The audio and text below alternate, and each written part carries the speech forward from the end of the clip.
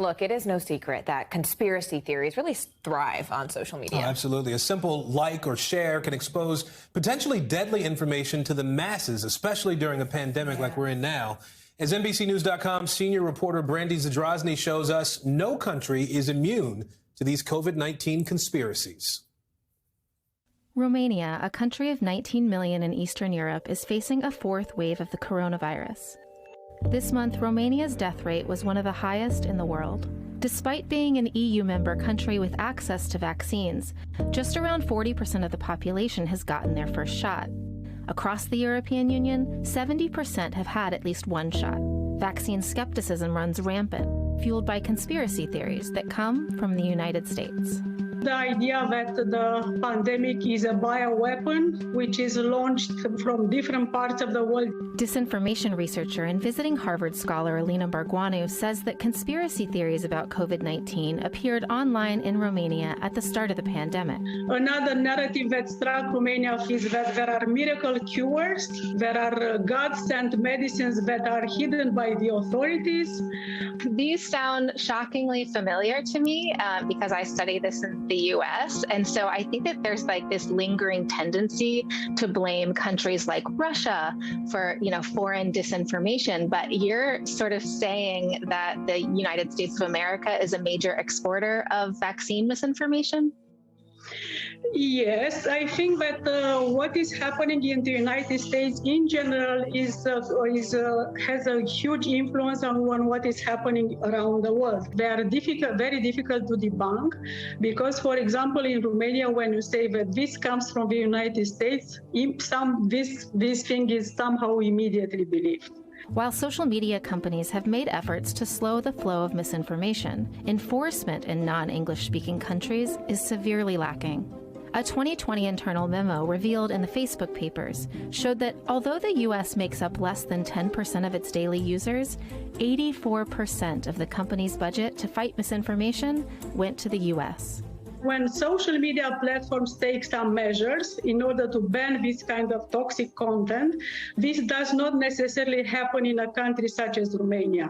Back in May 2020, social media companies like YouTube and Facebook worked to remove the debunked Plandemic video from their platforms.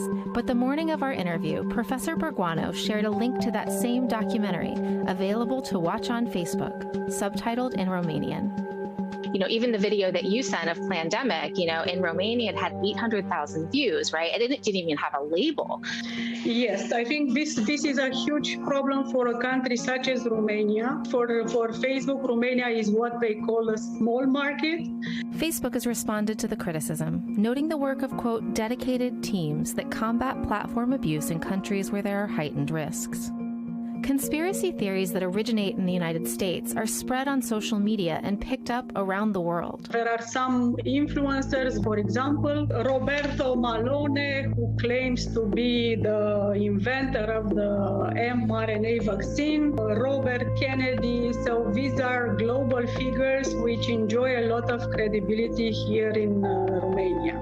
Anti-vaccine content is exported by a cohort dubbed the Disinformation Dozen by the Center for Countering Digital Hate.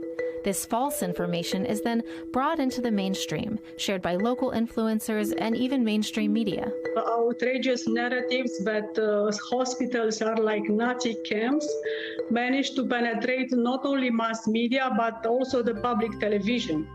There was a pro and against debate around the subject of vaccination. Two of the people invited were two of the strongest anti-vaccinations voices in Romania. Another prominent figure in the Romanian anti-vaccine campaign is Diana Șoșoacă, a member of parliament.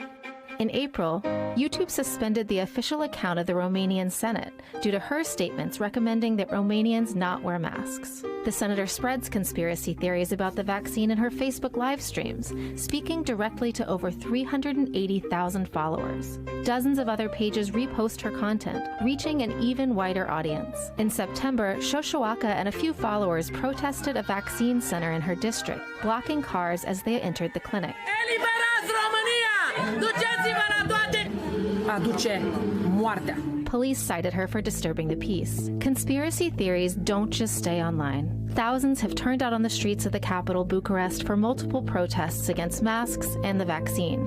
Meanwhile, in Romania, more than 55,000 people have died from the coronavirus since the start of the pandemic. It's as if this is an act of honor to resist the government from getting the vaccine. So it is a riot every day. Thanks for watching our YouTube channel. Follow today's top stories and breaking news by downloading the NBC News app.